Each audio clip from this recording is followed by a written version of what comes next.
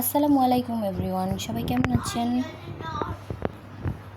আজকে আমি মসুরের ডাল ঘন্ট করব, পাতলা ডাল।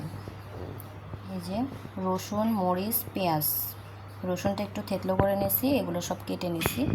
সবার শেষে আমি ধনিয়া পাতা ছিটিয়ে দেবো। সব কিছু উপকরণ রেডি করে নিয়েছি।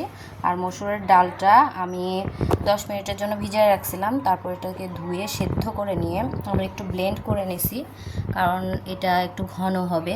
আর যারা ব্লেন্ড করেন না তাদেরটা একটু আস্তে আস্তে থাকে, এটা আমার ভালো লাগে না, এই জন্য আমি এভাবেই নিই।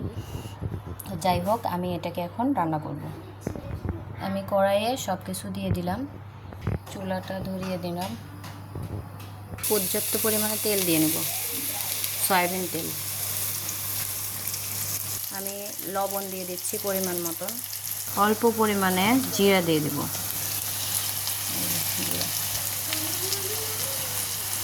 হলুদ অল্প পরিমাণে দিয়ে দিচ্ছি, এই সামান্য পরিমাণে, মানে হাফ চামচের মতন। ডাল রান্নাতে যেটা সব থেকে বেশি ইন্টারেস্টিং হয়, খেতে টেস্ট হয়, সেটা হচ্ছে ডাল সম্বরা যেটা বলে।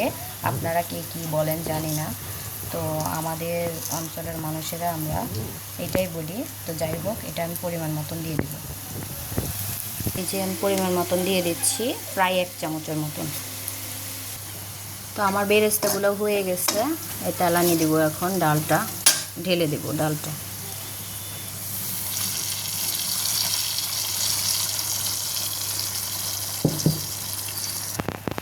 আমার ডালটা হয়ে গেছে, এখন আমি পর্যাপ্ত পরিমাণে পানি দিয়ে দিব।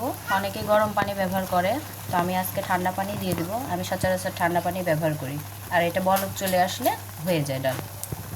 এই যে আমি ডালটা নাড়তে পর্যাপ্ত পরিমাণে পানি দিয়ে দিয়েছি, যে যেমন ঝোল খাবেন ঠিক তেমন পরিমাণে। তো যাই হোক, এটাতে আমি 1 2 3 তিনটা বলক আসলে আমি এটা নামিয়ে নেব, হয়ে যাবে আমার পাতলা ঝোল, মানে পাতলা ডাল। গরম ভাতের সাথে আলু ভর্তা, ডাল, খুব মজার।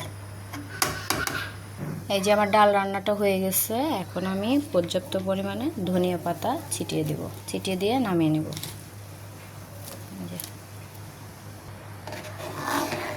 যে আমার রেডি আমার ডাল, পাতলা ডাল, মাশাআল্লাহ। এই যে দেখতে মারাত্মক সুন্দর হয়েছে, খেতেও মাশাআল্লাহ খুব টেস্টি হবে। আমার ভিডিওটি দেখে কার কার ভালো লাগছে এবং কে কেমন করে ডাল রান্না করেন কমেন্ট করে জানাবেন। জানি এক একজনের সিস্টেম এক এক রকম, তবুও আমি দিলাম। তো আমার শর্টকাটে ভিডিও দিতে বেশি ভালো লাগে। যাই হোক, সবার সুবিধার্থে এটা আমি দিলাম। হ্যাঁ, আশা করছি আপনাদের ভালো লাগবে। লাইক কমেন্ট শেয়ার করতে ভুলবেন না। সবাই ভালো থাকবেন। আল্লাহ হাফেজ।